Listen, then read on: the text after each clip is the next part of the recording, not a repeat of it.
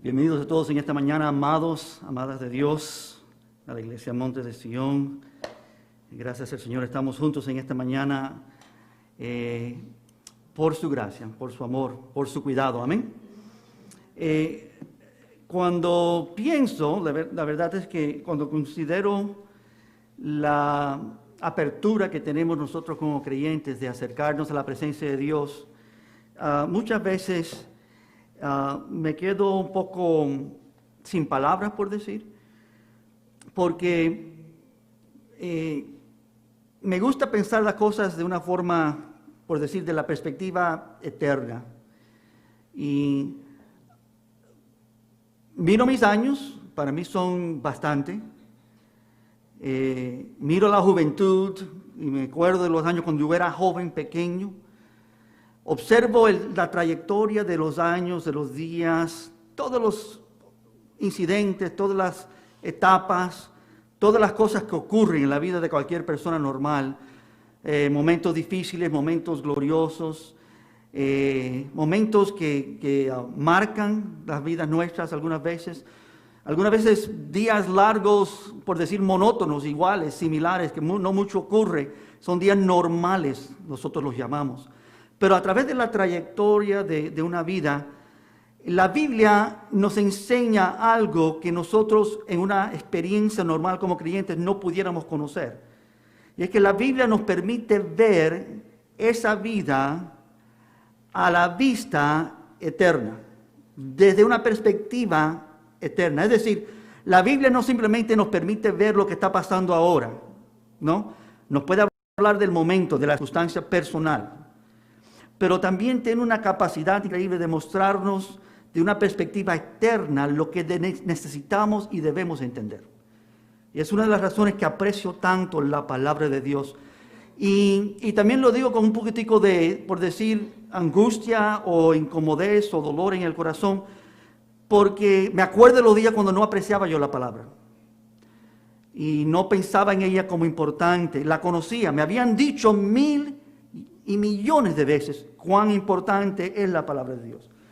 Yo me crié en la iglesia, por decir, mi papá y mi mamá siempre me llevaron a conocer la verdad, pero me acuerdo oírlo tantas veces y al mismo tiempo no tener yo deseo, inclinación o amor o entendimiento de lo que eso significa. Y entonces cuando digo que me duele un poquitico, me incomodo un poquitico, me siento mal o angustia o dolor, porque yo puedo decir en esta mañana con certeza de corazón que hay muchos que yo conozco, que son creyentes, que aman a Dios, que no aman la palabra de Dios. Saben que la palabra de Dios es importante, lo han oído, lo han conocido, aún ellos lo dicen ellos mismos, es lo más importante que existe. Es la palabra viva inspirada por Dios.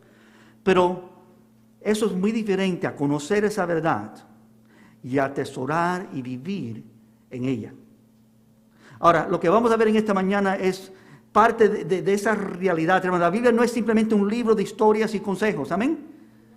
El mensaje de la Biblia es un mensaje divino, el mensaje de Dios mismo, que Él declara verdades y Él sabe la condición humana, Él sabe cómo pensamos, Él sabe cómo nosotros razonamos las cosas y Él sabe cómo llegar al centro de lo que necesitamos de Él. La Biblia nos quiere llevar, ha determinado llevarnos a una vida verdaderamente bendecida. No bendecida como el mundo ve bendiciones. El mundo y sus bendiciones son dinero y placeres solamente. Pero la Biblia nos lleva a una llenura completa de vida. Este mensaje, la palabra de Dios, es un diario manantial de aguas que restauran, que vivifican, que dan vida. Y hay muchos creyentes, amados, que simplemente viven un poco tristes. Las circunstancias del mundo los trastornan. Lo que les rodea los conmueve. ¿Por qué? Porque no pueden ver arriba de esas cosas. Solamente ven lo temporal. Pero la Biblia nos ayuda como seres humanos, hermanos, a ver que el mundo está en densas tinieblas. Que el mundo no puede ver, no puede entender su dirección, cuanto menos lo que hacen, su conocimiento, hermano, cómo andan, dónde acabarán. al fin de sus días, no saben y no entienden y viven una vida común y corriente, siguen su naturaleza común. Y tú y yo compartimos esa naturaleza con el mundo. Cuando digo el mundo, estoy refiriéndome directamente a aquellos que no conocen a Dios, que no han tenido un encuentro, un nacimiento nuevo, que no han llegado a vida. Son como seres humanos viviendo en este mundo, pero muertos, andando, ciegos. Sin el mensaje diario de la Biblia, ahora para creyentes, hermanos, la palabra de Dios tiene que ser nuestro recurso principal sobre todas las cosas. Tiene que ser lo más importante. Más importante que tu cónyuge. Cristo dijo, el que quiere venir en pos de mí, tiene que dejar a padre, a madre, a hijos. Nada puede ser más importante que mí. Jesucristo demanda alianza completa o ninguna. Él no está interesado que lo sigamos a medias. Y ahora, ¿por qué es que Jesús puede decir eso? Porque Él es Dios. Amén. Si yo te digo, no, sígueme a mí y desampara a toda la persona y sígueme a mí, yo te estoy diciendo una mentira, te estoy engañando, porque nadie debe seguir a otro hombre de esa manera. Pero a Dios sí. Dios sí merece alianza, lealtad completa de nuestras vidas. Y la Biblia me enseña esa realidad y cómo se vive esa realidad. No me digas porque vas a la iglesia, porque conoces de esta verdad que la estás viviendo. Y hermanos, por eso venimos, amén. Para ser amonestados, animados, fortalecidos a considerar la verdad que necesitamos considerar para vivir esa verdad. El fruto, la bendición, el éxito, lo que Dios le ha ofrecido a su pueblo es vida abundante. Vida abundante, por supuesto, es la forma que he titulado este mensaje. Deseo que tú puedas mirar y tener pasión, pero un corazón, pero bien entregado por Cristo. Y que tu deseo por Él sea mucho, no poco. Porque la tendencia cristiana, hermanos, es vivir una vida natural. Saber esta verdad, pero vivir una vida natural. No avanzando en la vida abundante que Dios nos dio. Ahora, cuando yo uso la frase vida abundante, y la he usado mucho en esta iglesia, quizás tú has notado, estoy yo refiriéndome a la realidad de lo que Jesús dijo. Él dijo, el ladrón, en Juan 10:10, el ladrón no viene sino para hurtar y matar y destruir. Eso es lo que hace el enemigo. Pero yo he venido para que tengan vida. Y entonces él dice algo muy interesante. Este es Jesús hablando. Y para que la tengan en abundancia. Ahora, es interesante tener vida, es importante tener vida, es necesario venir a Cristo y tener vida espiritual, ¿no? Nacer de nuevo. Nacer no de papá y de mamá, para ahora nacer del Espíritu y del agua. De venir a ser creyentes con un corazón nuevo, con un espíritu vivificado, con una vida nueva. Esto es importante, pero eso no es el punto solamente. El punto, la meta, el fruto, la razón que hemos sido salvos por gracia, no es para vivir en vida, es para tener vida abundante. Jesús describe esa vida abundante en Juan 17. Por eso me gusta esta frase, vida abundante, la uso mucho. Juan 17:3 dice, esta es la vida eterna, una definición de la vida eterna. Que te conozcan a ti y al único Dios verdadero, y a Jesucristo a quien has enviado. Así que la vida eterna no es simplemente tener vida. La vida eterna es conociendo a Dios. ¿Por qué otra vez? Porque no es conociendo a Amado Portal o a Jesús Vélez el pastor. Es conociendo a Jesucristo, a Dios. Nosotros somos finitos. Todos nosotros en este salón somos finitos, no en sentido que somos flacos, ¿no? O infinitos en que fuéramos, no. Finitos en que nosotros no somos limitados. No llega. Fácil es conocernos a nosotros. Dios nos conoce tapa a tapa, como se dice. Pero conocer a Dios requiere vivir por largos días, eternamente. Pero vivir eternamente no nos permite conocer a Dios. La vida eterna requiere que nosotros estemos conociendo a Dios. Eso es lo que significa vida eterna, lo cual yo llamo vida abundante. No solamente tener vida, pero que sea todo lo que Dios quiere que sea. Ahora, viendo dicho eso, hermanos, la realidad bíblica es esta. El libro de Josué, en donde estamos estas semanas, nos enseña esa realidad en una manera gloriosa, en todo color. Dios es el único ser en el mundo que se puede compartir con cada uno de nosotros. Imagínate, si yo trato de compartir mi vida o tú tratas de compartir tu vida, tú puedes compartirlo con personas limitadas. Se ha dicho que, especialmente en esta era donde tenemos algunos cientos y algunos miles de amigos en Facebook, la realidad, lo que dicen los psicólogos y todo, que tú verdaderamente a lo máximo puedes verdaderamente conocer 10 personas, 100 personas. Más allá de 100 personas ya no son amigos ni conocidos, ya en cierto sentido un poco más extranjeros. Porque tener esa relación verdadera de conocerse, no pasa por Facebook, no pasa de yo te veo de vez en cuando. Tienes que compartir tu vida. Tienes que disfrutar esta vida con la persona. Tú no conoces a mi esposa, yo la conozco porque yo vivo con ella. Tú no conoces a mis hijos. Tú crees que los conoces, yo los conozco, yo sé cómo son verdaderamente, ¿me entiendes?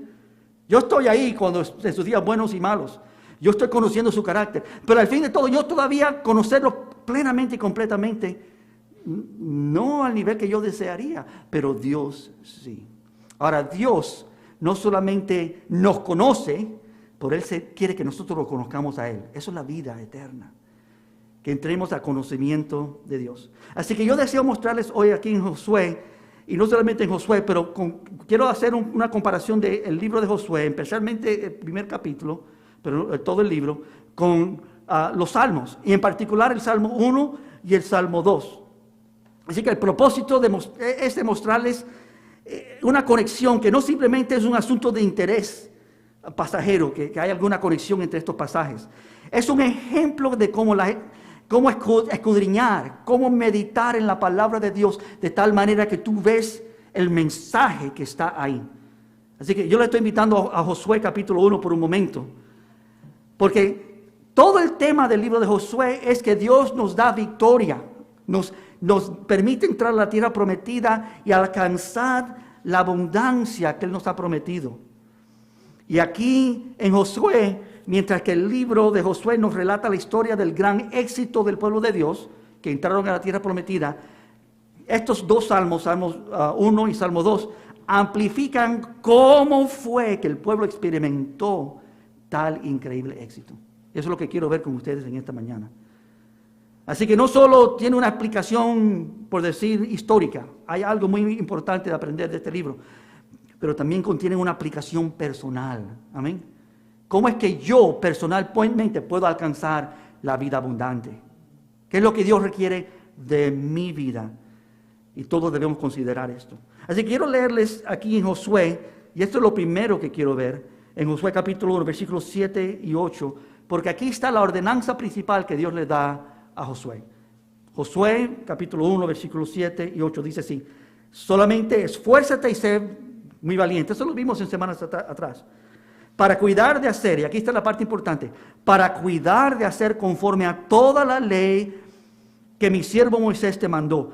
No te apartes de ella ni a diestra ni a siniestra, para que seas prosperado en todas las cosas que emprendas. Y el versículo 8, nunca se apartará de tu boca este libro de la ley, sino que día y noche meditarás en él, para que guardes y hagas conforme a todo lo que en él está escrito. Porque entonces, ¿qué? Harás prosperar tu camino y todo te saldrá bien. Ahora, esto quizás para muchos parezca ser algo simple, conocido. Pero el asunto aquí no es si tú conoces la verdad que está entretejida en este pasaje. La pregunta de este mensaje es si tú estás viviendo esta vida plena que promete este pasaje. Que estás prosperando en todo, realmente. Que realmente, en forma viva, te están saliendo las cosas bien. Todo te saldrá bien. No algunas, yo creo que muchos creyentes pueden decir, bueno, la mayoría me han salido bien. Pero puedo contar de cosas que que yo hice errores, que yo, como dicen por ahí, metí la reverendísima pata, ¿no? Hice un error grandísimo.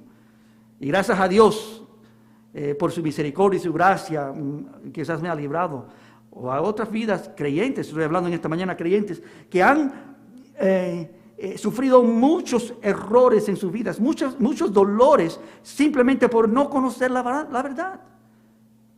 Y le dice el Señor a Josué, Josué, solamente esfuérzate y sé valiente para cuidar. ¿Para qué tú tienes que esforzarte? Oigan bien, ¿para qué tú tienes que ser valiente? Nosotros pensamos para guerra, para batallar. Hay un sentido en el cual eso sí es aplicable, pero principalmente, textualmente, es para cuidar de hacer conforme a todo lo que te enseñó, lo que mi siervo Moisés te mandó, la ley. Cuidarte, sé valiente, sé fuerte para cuidar de la palabra. Y eso es lo primero que quiero compartir contigo. Cuidar de hacer conforme a toda la palabra de Dios. Tú sabes que el mundo de cristianidad, los creyentes fueran muy diferentes en este mundo si simplemente cumplieran con este versículo. Si simplemente determinaran, yo vivo para cuidar de cumplir toda la palabra de Dios. Yo quiero ser fiel a la palabra. ¿Y por qué, hermanos? Porque no es un libro de instrucciones naturales o humanas. Es la palabra del Dios vivo. Ella sí trae vida a nuestras vidas. Ahora, dejando ese pasaje ahí, pensando y meditando en ese pasaje, y no se olviden ese pasaje, quiero llevarles al Salmo capítulo 1. Y entonces que tú y yo veamos cuán similar son las palabras, la ley, el lenguaje, el uso de palabras en este pasaje capítulo 1 del Salmo. Dice el Salmo capítulo 1, bienaventurado el varón, Salmo 1:1, que no anduvo en consejo de malos, no estuvo en camino de pecadores, ni en silla de escarnecedores se ha sentado, sino que en la ley de Jehová está su delicia. ¿Qué le dijo Dios a Josué? Esto no se apartará de tu mente, de tu corazón, de tu boca. Día y noche meditarás en ella. Sino, bienaventurado el varón que no hizo estas cosas, sino que en la ley de Jehová está su delicia, y en su ley medita día y noche. Ahí están las mismas palabras de Josué. Será como árbol plantado, no dice lo que es. Será como un árbol plantado, ¿no? Junto a corrientes de aguas, que da su fruto a su tiempo, y su hoja no cae, y todo lo que hace, aquí está la palabra, es prospera. Para que prosperes en todas las cosas, para que todo te salga bien, Josué. ¿Qué harás, Josué? Lo primero, cuida de hacer conforme a toda la palabra de Dios. Quiero hacer un contraste breve porque mi problema no simplemente con lo predico, no es simplemente decir la verdad, porque necesito declarar las verdades bíblicas, pero tengo que conectar eso al evangelio, al mensaje, sobre todo mensaje divino, las buenas nuevas. Josué no podía hacer esto perfectamente. ¿Amén? ¿Correcto? Fue ordenado hacerlo, pero él podía hacerlo perfectamente. Tú y yo podemos hacerlo perfectamente. No, así que inmediatamente en la mente del creyente que está meditando en esto debe pensar, pero Señor, ¿toda? Yo ni conozco toda. ¿Cómo voy a cumplirla toda? Los científicos cristianos, los estudiantes, doctores de la ley, de la palabra de Dios, que conocen todas las escrituras, no conocen todas las escrituras. Van a los profetas y no saben lo que los profetas están diciendo. Hay palabras de la escritura que mismo dicen, le dice Dios a Daniel, séllalo hasta el día que viene. Nadie va a entender esto hasta que yo lo revele. Así que aun conociendo esta palabra, lo más que pudiéramos como seres humanos, nunca pudiéramos hacer, cumplir con este mandamiento. He aquí el mensaje del evangelio. Gloria a Dios por Jesucristo. Amén. El mandamiento sigue, pero el cumplimiento viene. Y ya ha venido a nuestras vidas. Ya nosotros tenemos las arras del Espíritu, la marca de Dios en nuestras vidas. El Espíritu de Dios habita en nosotros y Él nos enseña la palabra de Dios. Nos trae a memoria lo que hemos leído. Ahora, si tú no has leído, no te vas a llegar a memoria, ¿no? Si tú no has escudriñado, no hay no tienes los elementos básicos para recordar. Eso es lo que dice la palabra ya en ese libro. ¿Se acuerda en Hechos, en los primeros capítulos, después que viene la presencia del Espíritu Santo y se derrama sobre el pueblo? Y se predica el gran mensaje. ¿Y qué dice Pedro en ese mensaje? Esto es lo que se dijo allá en el profeta Joel. ¿Quién le dijo esto a Pedro? El Espíritu Santo le reveló. Eso que tú leíste allá en el libro de Joel, en el Antiguo Testamento, en ese profeta. Esto es lo que Dios está haciendo ahora en estos días. En los últimos días, el Espíritu se derramará sobre toda carne, dice la palabra. Dios ahora va a derramar su presencia en millares y millares. En otros tiempos no era así. Solo los ungidos, los escogidos, Josué entre uno de ellos, tenía esa presencia dinámica especial del Espíritu de Dios, y Moisés. La mayoría del pueblo tú lo ves como fracasaban fácil, ¿no? Y Dios le daba una gracia especial, pero no eran Dios, no eran perfectos. En la ley de Jehová haya su delicia y en ella medita día y noche. Pregunta aquí antes de seguir en ese sermón. Pregunta directa a cada uno de nosotros. ¿Lo estás haciendo? ¿Estás meditando? Día y noche. No te puedes excusar cuando te duermes. ¿No? Cuando tú reposas y pones tu cabeza en la almohada y vas a dormir, ¿qué llena tu mente? ¿Qué llena tu corazón? ¿Qué empieza a moverse por ahí? ¿Cuáles son tus sueños? Y la palabra me dice lo que debe ser. Medita en esto día y noche. Versículo 2 aquí del Salmo. Sino que en la ley de Jehová está su delicia y en su ley medita día y noche.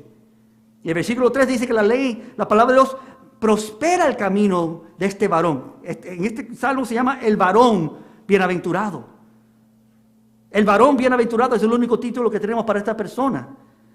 Será como un árbol plantado, dice el versículo 3, junto a corrientes de aguas, que da su fruto a su tiempo. Es decir, es algo que tiene algo, está produciendo, algo está siendo producido en esta vida. Y su hoja no cae, y aquí termina el versículo 3 diciendo, y todo lo que hace prosperar. ¿Ven la comparación aquí? El versículo 4 dice, pero no así los malos. No hace un contraste inmediato. Aquí está el varón bienaventurado, pero aquí están los otros. No así los malos. El varón bienaventurado es uno, singular. Está hablando de una persona en un individuo. Así que nosotros individualmente podemos encajarnos y identificarnos con este hombre. Debemos. Pero cuando habla de los malos, son múltiples, son muchos. Así no los malos, que son como el tarno que arrebata el viento. Por tanto, no se levantarán los malos en el juicio, ni los pecadores en la congregación de los justos. Versículo 5. Y ahora el versículo 6 termina. Porque Jehová conoce el camino ¿de quién? De los justos. Mas la senda de los malos perecerá. No prosperará, perecerá. Hay un paralelo y lo que quiero hacerte ahora en este primer punto es preguntarte, ¿tú estás ves el paralelo bien? ¿Lo ves? ¿Cuál es el paralelo que nos está dando aquí? Y los puntos centrales de Josué y Salmos 1 son estos. La palabra de Dios da su fruto a su debido tiempo. Amén. La palabra de Dios da fruto. Este varón es comparado a un árbol que a su tiempo da su fruto. Y su hoja no cae. Entonces aquí hay diferentes árboles. Yo no soy una persona estudiosa que ha estudiado eso. Pero hay árboles que se llaman en inglés evergreens, que sus hojas nunca caen. Y también hay árboles que poco florecen, ¿no? Hay algunos árboles que florecen no anualmente. Hay algunos árboles que llevan años antes que dan fruto. Y entonces pasan otros tantos años antes que den fruto otra vez. ¿No? Pero este árbol da fruto regularmente, constantemente. Así que aquí está el paralelo. Primero, la palabra de Dios da su fruto. Segundo, para dar su fruto, ¿qué tiene que pasar? El varón de Dios tiene que deleitarse y meditar en la palabra de Dios. Para dar fruto en nuestras vidas, es que tú vas a vivir una vida abundante. Si es que no solamente vas a conocer a Dios y tener conocimiento de Dios y tener una vida donde tú te beneficias, porque tú sabes que nos beneficiamos de Dios. Amén. Con todo un poquitico de Dios tenemos bastante de Dios. Yo me acuerdo que mi papá, que pastoreó por muchos años, a los últimos años de su vida, llegando ya no pudiendo pastorar por su edad y todo, lo dijo de este púlpito un día, y lo he repetido algunas veces. Él dijo, yo no sé si yo he servido a Dios o me he servido de Dios. Y eso es cierto. Yo creo que muchos creyentes, en vez de servir a Dios, se sirven. Porque hay mucho que Dios da. Amén. Somos recipientes con un poquitico de conocimiento. Honra a tu padre y tu madre. Qué bueno. Si tú haces eso, tus días van a ser largos en la vida. Amén. ¿No? Si tú sigues los mandamientos, no mates, no hurtes, no odies, que es lo que eso implica. Que tus pensamientos no vayan de mal a tu prójimo. Si tú no matas. Y Cristo dijo en el Nuevo Testamento que no es simplemente un acto físico, sino el que piensa. No. El que piensa mal de su prójimo ya ha cometido ese asesinato en su corazón. El que odia de esa manera. Así que, pero si tú cumplieras eso, qué bendición, qué libertad. Tú sabes que nosotros pensamos, como creyentes, tú sabes que yo no he tenido problema con eso, yo no he matado a nadie. Mentira, amén.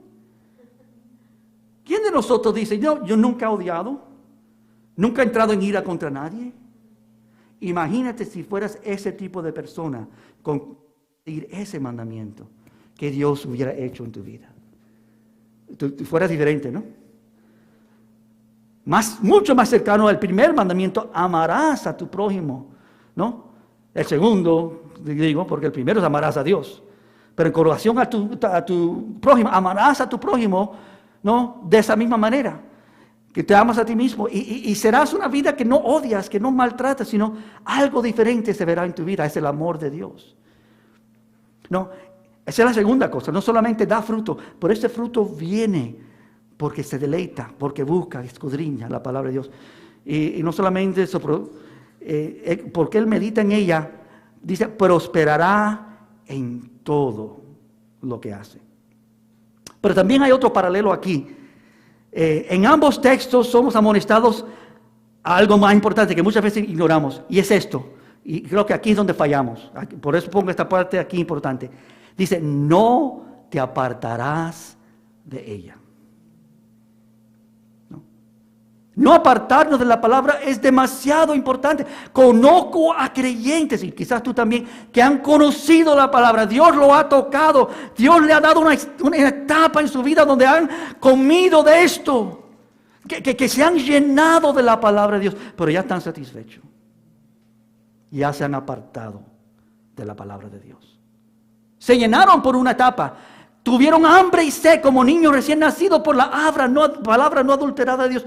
Pero pasó el tiempo y como nosotros somos carnales, somos naturales, somos débiles, llega el momento donde no nos esforzamos, ya no somos valientes. Ahora en vez de hacer eso, nos empezamos a apartar de la ley. La conocemos, no la descartamos, pero ya no está en nuestro corazón, en nuestra mente como antes estaba, meditando día y noche. No te apartarás de ella ni a la diestra ni a la siniestra, dice Josué capítulo 7. Aquí también dice que los malos no son así, los malos se apartan de ella. Lo vamos a ver en un momento. Y en ambos pasajes también viene que el bienaventurado, el varón que no se apartó, que no anduvo, ¿lo ven ahí? Que no anduvo. No se apartó de la palabra, no anduvo en consejo de malos. ¿En qué consejos anduvo este varón? En el consejo de los buenos, de Dios. No anduvo en consejo de malos. No estuvo en camino de pecadores, porque si tú andas en los consejos de los malos, tú vas a estar en los caminos de pecadores. Y si tú andas en los caminos de pecadores, termina ese primer versículo del Salmo 1 diciendo, y llegarás a sentarte con escarnecedores, a sentarte con los peores de los peores. ¿Cuántos creyentes, tú y yo los podemos nombrar? Estoy seguro, y por respeto no lo hacemos, que habiendo conocido a Dios, habiendo servido, habiendo honrado a Dios, aún pastores y líderes en la iglesia, en un momento se apartaron de Dios, se divorciaron, abandonaron el llamado de Dios, se fueron al mundo a vivir una forma desordenada. ¿Y por qué? ¿Por qué? Uno se asombra, ¿cómo es posible? Es por esto. Se apartaron. poco a poco. Tú sabes que ese es el problema de la condición humana. Nosotros somos personas de costumbre. Uno de los dilemas que yo estoy orando mucho por esto en estos días, especialmente como la iglesia está un poco desintegrada por esto de coronavirus, mi temor grande es que algunos creyentes establezcan nuevas normas que no son buenas. Unas de no congregarse, otras de ya no estar delante de Dios como deben, otras de no tener comunión con otros creyentes y muchas otras cosas que pueden ocurrir cuando nosotros por una estación empezamos a hacer o a no hacer algo. Dicen los psicólogos que de 2 a 3 meses esa práctica se convierte en una costumbre y esa costumbre se convierta en un estilo de vida y ese estilo de vida se convierta en lo que somos. Y es un peligro, amados. Es un peligro y Dios sabe lo que Él está permitiendo en nuestros días. Note conmigo que ambos de estas cosas, que no se aparta a la diestra y a la siniestra de la palabra de Dios y que no se aparta como anda. Note conmigo que se le está hablando al creyente. Amén. Estamos aquí hablando del varón bienaventurado. Esto está hablando con nosotros. Esto no está hablando con el mundo. El mundo obviamente está apartado de la palabra de Dios. Pero el creyente, los hijos y las hijas de la promesa. ¿Cuál es la promesa? Yo te daré la tierra prometida. Donde tú pisares, eso será tuyo. Dios nos entrega la promesa, comparando esto a Josué. Estos salmos son dirigidos a los que se le ha dado la promesa. La promesa se le fue dada a Moisés. Moisés, tu descendencia será más que las estrellas, más que los granos de arena del mar. Tu descendencia será infinita, incalculable, inmedible. Abraham, yo dije Moisés. Abraham, la promesa a Abraham, gracias. Y Abraham conocía esta verdad. Y esa promesa a él llegó hasta nosotros, a través de todos los profetas y los siervos de Dios. Hermanos, esto no se apartaron de una cosa, sino se apartaron de más que una cosa. Miren esto por un momento, porque esto es interesante, solamente considerando este primer versículo del Salmo 1. Estos son llamados a no apartarse de la palabra de Dios, pero sí son llamados a apartarse de algo. ¿Vieron esto? No te apartes de la palabra de Dios. Bienaventurado el que no se aparta, el que medita en la palabra de Dios. Pero sí somos llamados a sí apartarnos de algo, de no andar en consejo de impíos, de no hacer eso, de no detenerse en el camino de los pecadores. Y obviamente que no se sienta en la silla de escarnecedores. La cascada de andar, detenerse y sentarse aquí es importante. Y noten conmigo que el salmista describe el proceso. Este es el proceso de apartarse de Dios.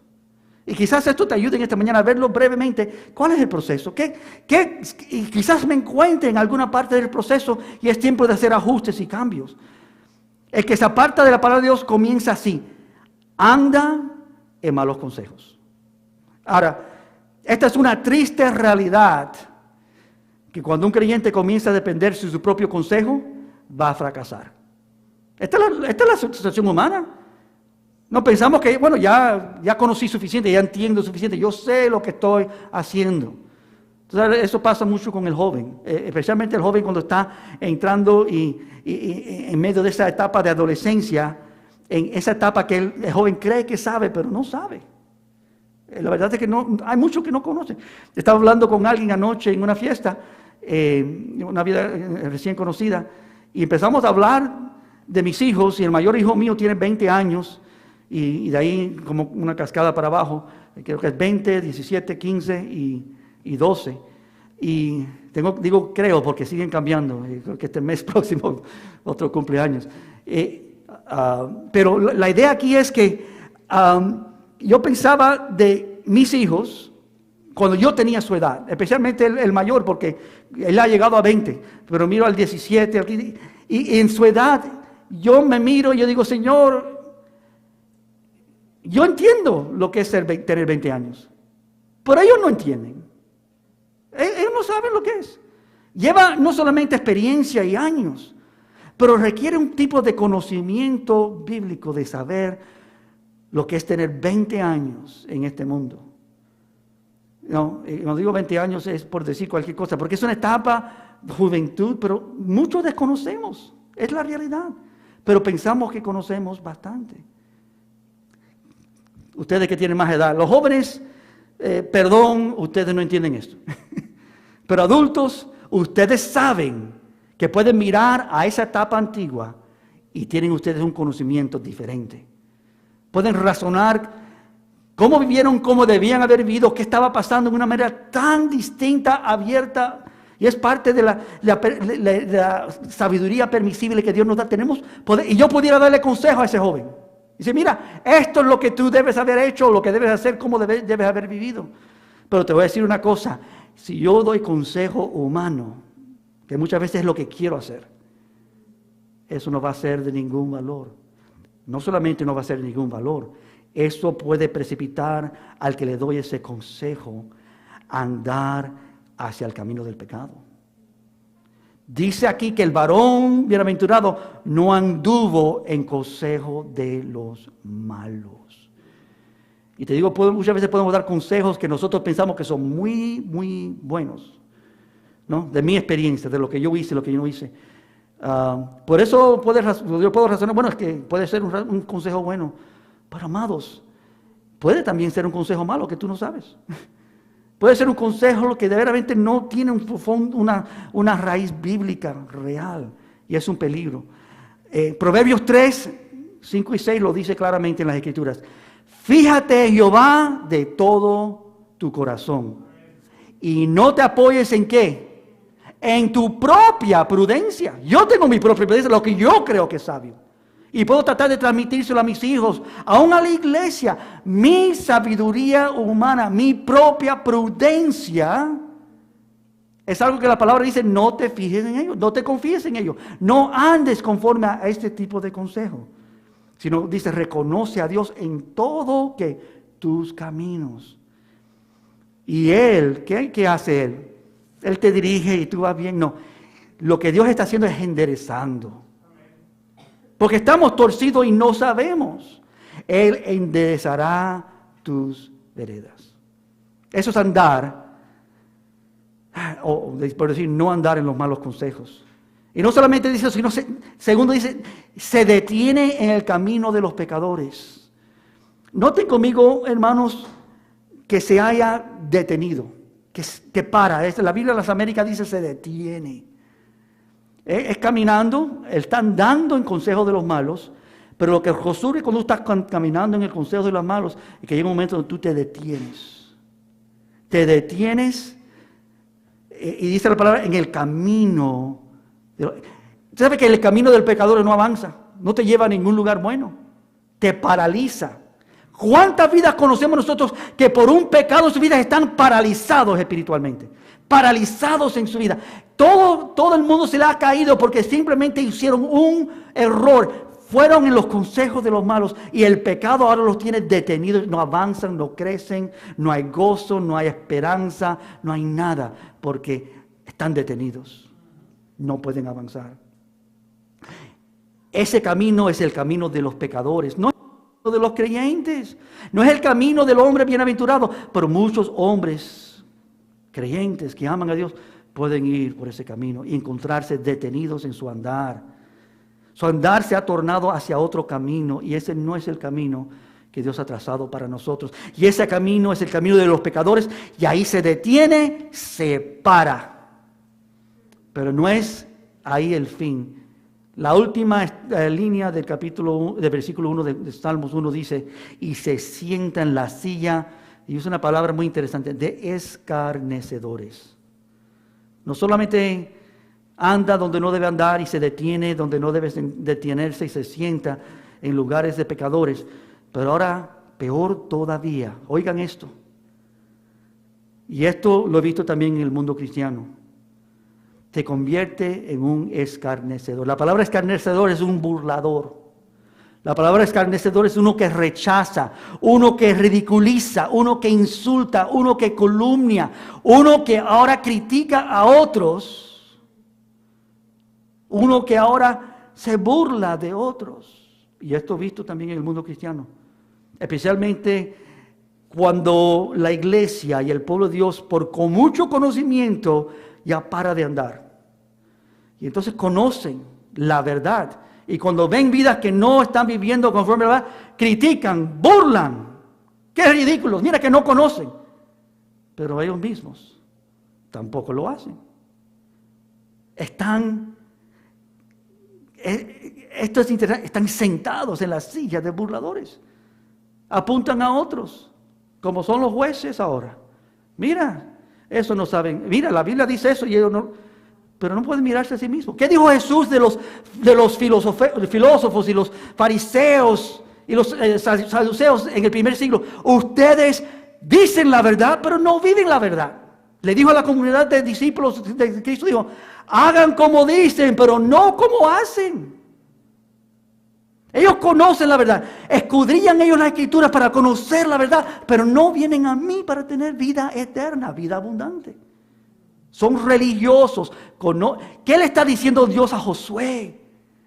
¿Qué estamos aprendiendo esta comparación con el primer capítulo de los Salmos, hermanos? Todo esto es una cascada de errores que le ocurre a muchos creyentes, que simplemente, piensen esto, si simplemente meditáramos en esto, ¿de cuánto nos libraría Dios? Jóvenes, medita en el Salmo 1. Toma una semana y todos los días lee y medita en esto. Y Dios te puede librar de grandes errores en la vida. Pero no solamente lo hagas por una semana y te olvides. Día y noche, todos los días de tu vida, medita en lo que la palabra dice. Y ese es el privilegio y la bendición, hermano. Yo no tengo que cumplir con la palabra. La palabra es Dios. La palabra encarnada. En el principio era el verbo y el verbo estaba con Dios y el verbo era Dios. Y el verbo se hizo carne y anduvo entre nosotros y vimos su gloria. La gloria del Dios inefable, lleno de gracia y de verdad. Eso lo vimos. Ese es Cristo. Pero Cristo está con nosotros cuando vemos y vamos a su palabra. Y cuántos creyentes que han comenzado bien, amado, este es mi carga, este es mi dolor, comenzado bien, han dado en la verdad bien, han terminado cayendo en diversas trampas y han arruinado sus vidas innecesariamente. Yo me he sentado con pastores, hermanos, que ya no pueden pastorear porque no siguieron estos caminos. Pablo da un consejo a Timoteo y quiero leérselo, 1 Timoteo 1, versículos 18 al 20. Este consejo a Timoteo es lindísimo. Dice, este mandamiento, hijo Timoteo, este mandamiento que te estoy dando, esta ordenanza de Dios a Timoteo, del hermano Pablo dice, te encargo que para que conforme a la profecía que te hicieron antes en cuanto a ti, milites en ella la buena milicia. Así que ese es el consejo a Timoteo. Y entonces versículo 19, manteniendo la fe y buena conciencia, aquí está, desechando la cual naufragaron en cuanto a la fe algunos. ¿Qué hicieron estos que naufragaron? Desecharon ese consejo, desecharon esa palabra. Y hermanos, ¿cómo lo hicieron? Simplemente ya no estaba en sus mentes y corazones. Y él dice aquí dos personas, en el versículo 20, de los cuales son Himeneo y Alejandro. Él los dice de nombre, dice, a quienes entregué a Satanás, ¿para qué? Para que aprendan a no ser escarnecedores. Se han sentado en la silla de escarnecederos. Blasfeman. Dicen lo que no deben decir, juzgan a lo que no deben juzgar, hablan lo que no deben hablar. Estas vidas, y él dice, yo los he entregado a Satanás para que aprendan. ¿Qué significa eso? Bueno, no tengo que entrar en un estudio de esto profundo en este momento. Simplemente significa esto. Dios puede usar todo. Y en este caso, Pablo está diciendo que ellos sean estremecidos por el enemigo para que ellos aprendan. Van a tener que sufrir porque lo que están haciendo está bien desordenado. Están blasfemando contra el Dios vivo. Para que aprendan, para que sean restaurados. Para que experimenten. ¿Sabe que muchas veces eso es lo que Dios usa con un creyente que se ha descarrilado hasta este nivel? No estamos hablando que empezó a andar mal o que pecó, pero que ha ido toda la trayectoria de la cascada hasta sentarse juzgando a otros injustamente mientras que él está viviendo completamente en desorden. Esto es lo que estaba pasando aquí. Y Pablo dice a Timoteo, cuídate de esto, no desechando la palabra, el consejo divino. Porque si el que lo desecha va a naufragar como algunos han naufragado en la fe. Y esto no es perder tu salvación. Yo creo ciertamente que la salvación es 100% de Dios. Él salva, yo no me salvo, yo no puedo hacer nada, hoy, nunca, jamás para salvarme. Dios es mi salvador. Yo soy salvo por fe y solamente por fe. Ninguna obra en mi vida me ha alcanzado esta salvación. Y si Dios ha hecho esto, entonces yo estoy en su mano. Yo estoy salvo por gracia. Yo puedo pecar, yo puedo fracasar, me va a ir mal, voy a sufrir terriblemente, pero tengo un Padre que me ama. Amén. Tengo un Padre que me buscará aún donde yo estoy caído y me alcanzará. Aún cuando si llegaría a ser un hijo pródigo, ese Padre aún de distancia me alcanza. Lo que pasó con el hijo pródigo, ¿te acuerdas? Es que él razonó por la primera vez en años y recordó, pero qué he desechado yo en la casa de mi padre. Bienaventurado varón yo era. Tenía todo y he dejado el consejo bueno, he dejado la bendición. Vino a mente otra vez en sí y reconoció, tengo que regresar. Eso es lo que pasó con el hijo pródigo, un hijo legítimo. Pero estos escarnecedores, hermanos, se burlan y rechazan y ridiculan a aquellos a los cuales Dios los ha llamado en la palabra suya. ¿Qué se le dijo a Timoteo en este pasaje? ¿Qué se le dijo a él en el Salmo 1? ¿Qué se le dijo a Josué? Todos recibimos este mismo consejo, hermanos. Cuida de hacer conforme a toda la palabra de Dios. Cuídate. Este es el primer punto que me lleva al segundo.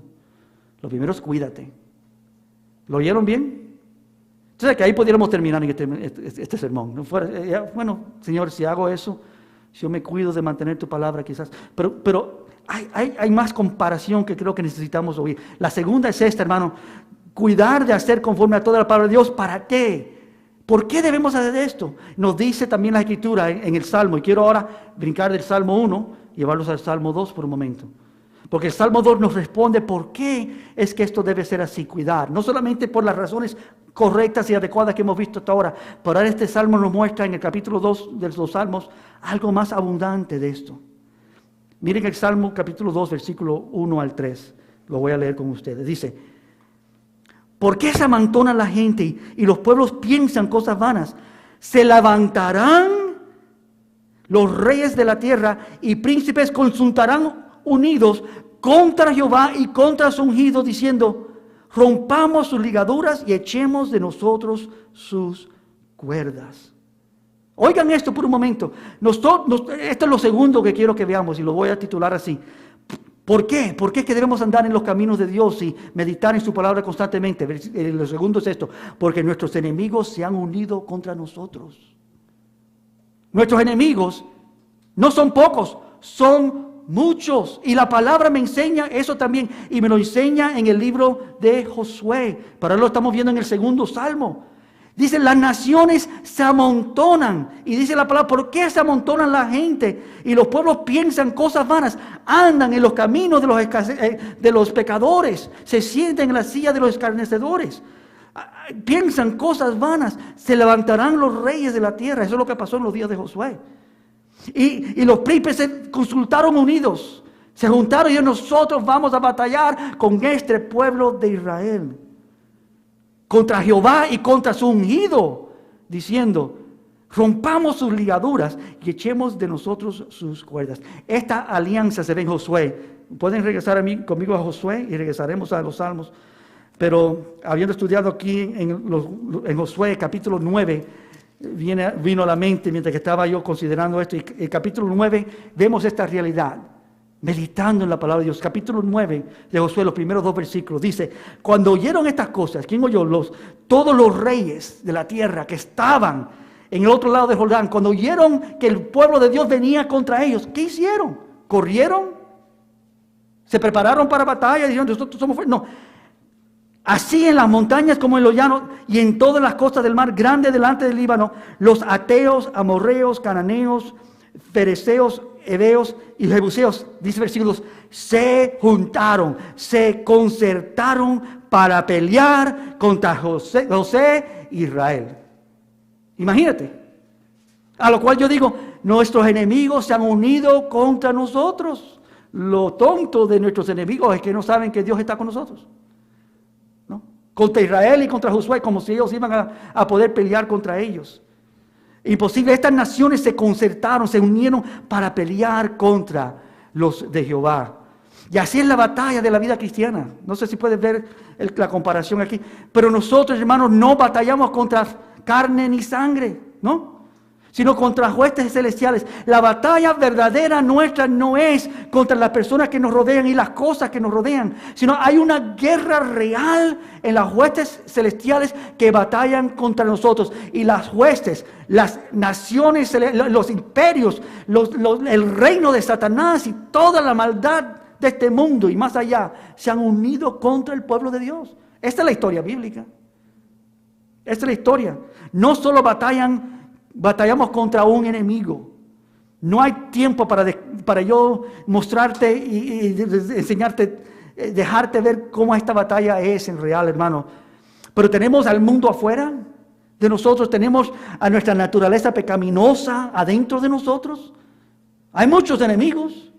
Y no solamente el mundo que está contra nosotros y las huestes celestiales contra nosotros y nuestra propia naturaleza contra nosotros, pero el mismo enemigo Satanás tratando de destruir nuestras almas, buscando devorar como un león rugiente a quien él puede cazar y destruir. Nuestros enemigos son múltiples, son grandes, son poderosos. Y esta es la historia de Josué. Y ese es el segundo punto, eso es una realidad. Y si no entiendes esa realidad, no has estado en la palabra de Dios. Todo se ha puesto contra nosotros. Todo. El mundo no quiere que los cristianos tengan éxito. Y los días de nosotros, hermanos, ayer leí algo que todavía ni lo he dado tiempo para meditarlo bien, pero leí algo una frase que leí algo que me dejó bien incómodo. Y ni quiero usarla en esta mañana, pero el mundo, hermanos, está contra el cristianismo de una manera más fuerte en nuestros días que yo he visto en mucho tiempo.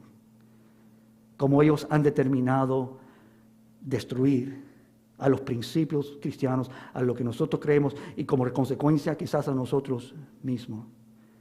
El mundo afuera, nuestra carne pecaminosa adentro, el enemigo como un león rugiente.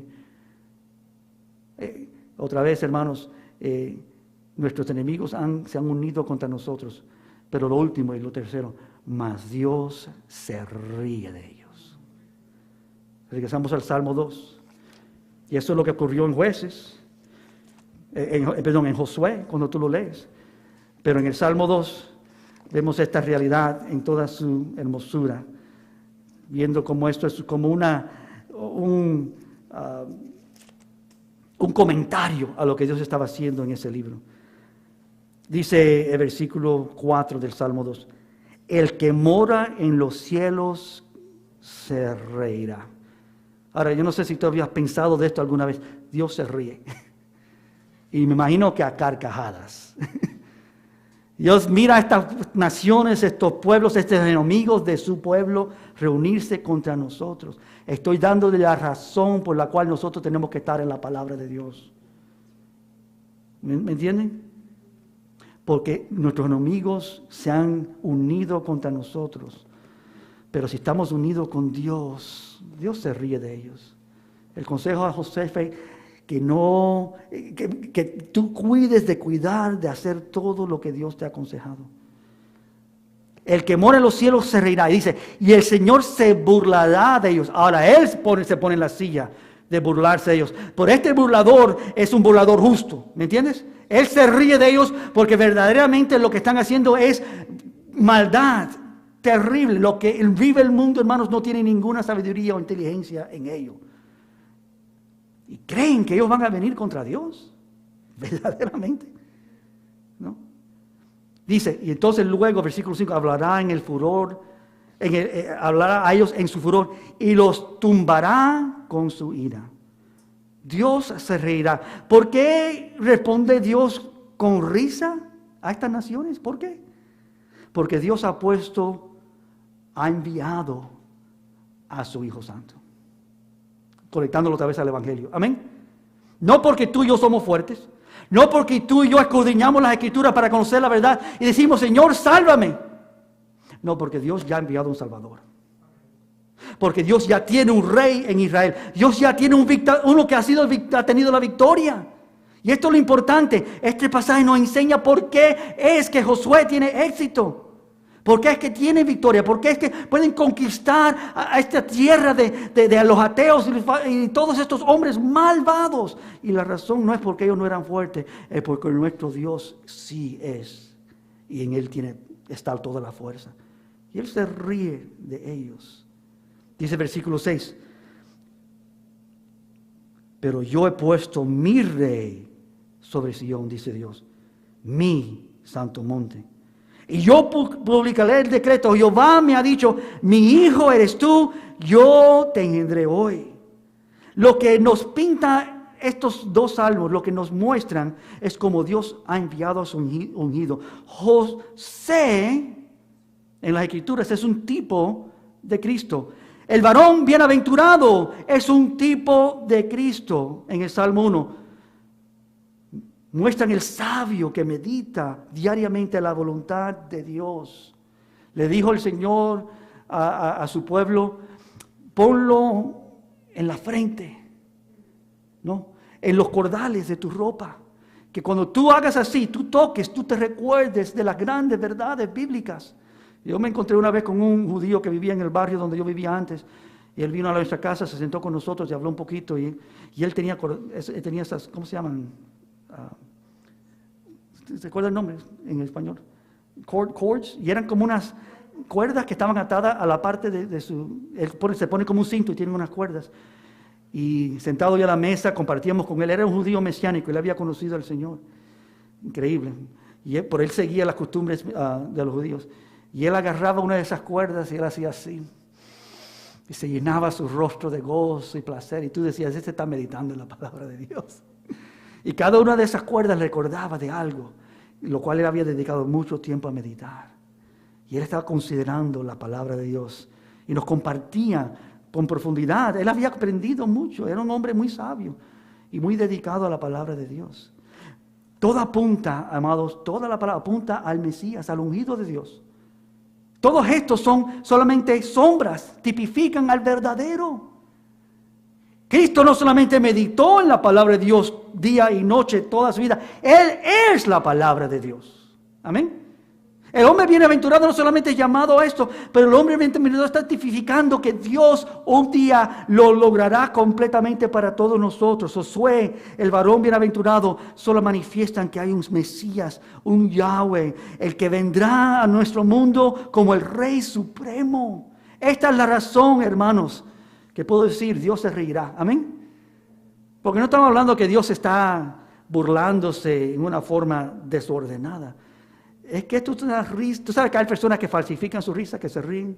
Yo tengo una risa real y una risa falsa. Todos tenemos. ¿Bien? Cuando alguien dice algo que parece como un chiste y porque no se sientan mal.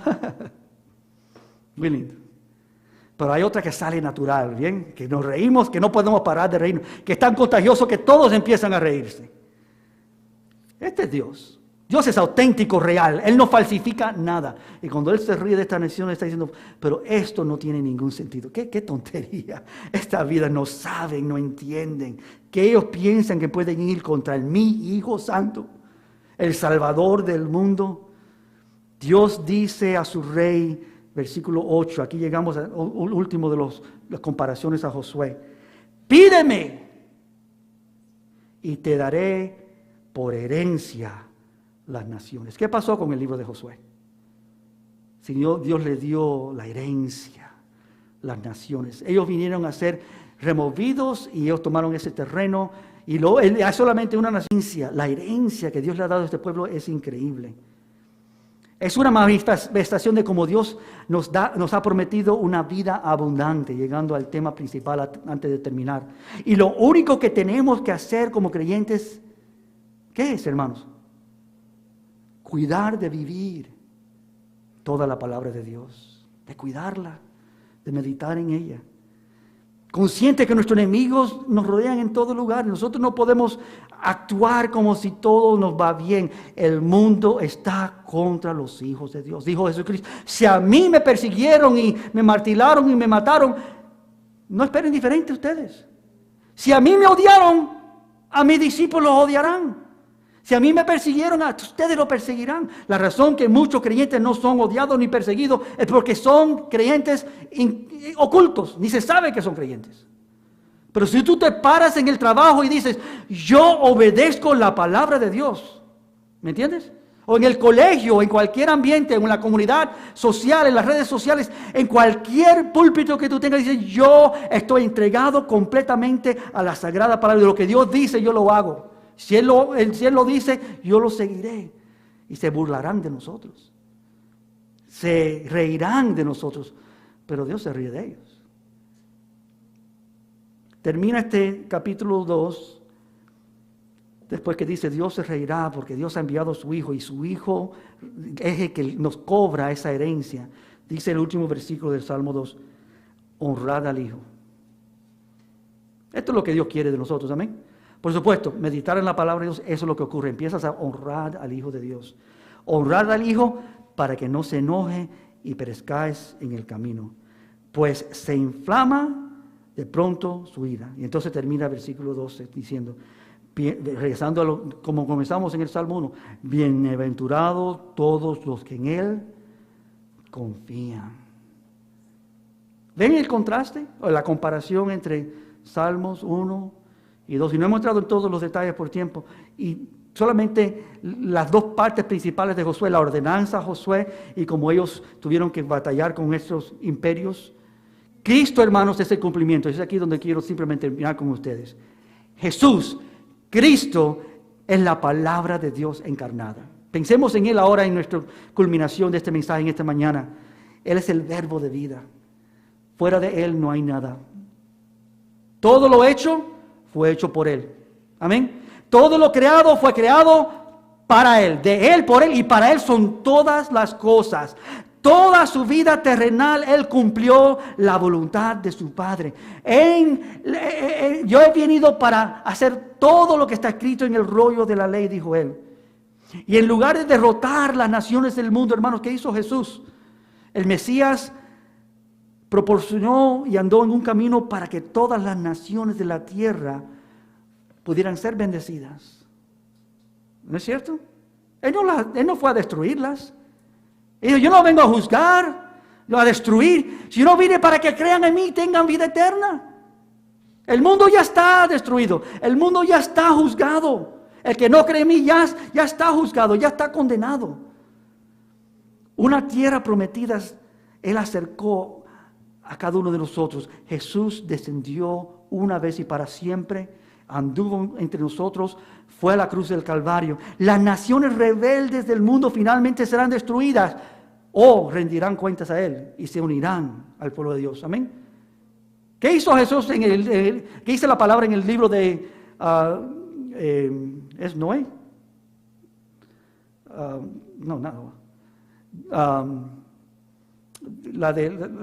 Perdón que se me olvida un poquitico, la historia de la ballena.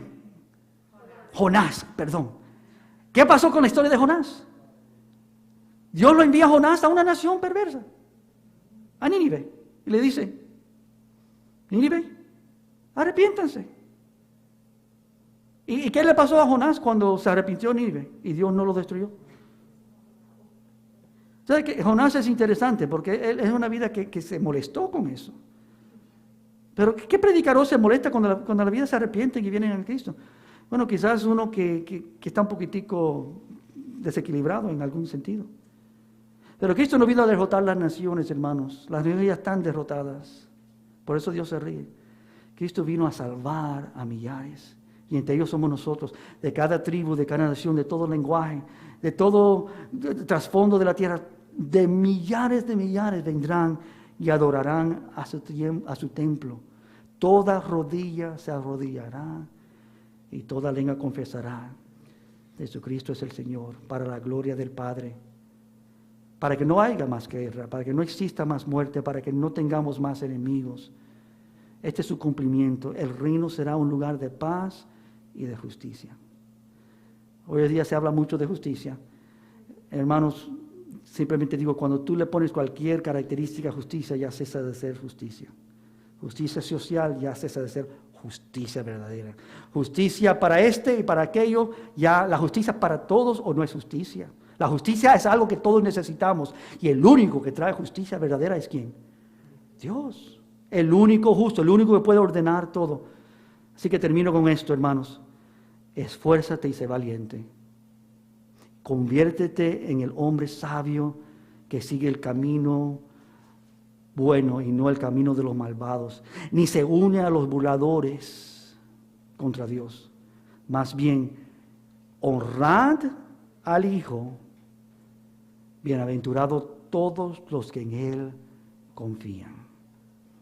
Esta es la vida abundante que Dios nos ha prometido, no solamente ahora y no solamente por venir, pero eternamente y para siempre. ¿Me pueden ponerse de pie conmigo en esta mañana, hermanos? Vamos a acercarnos al Señor por un momento.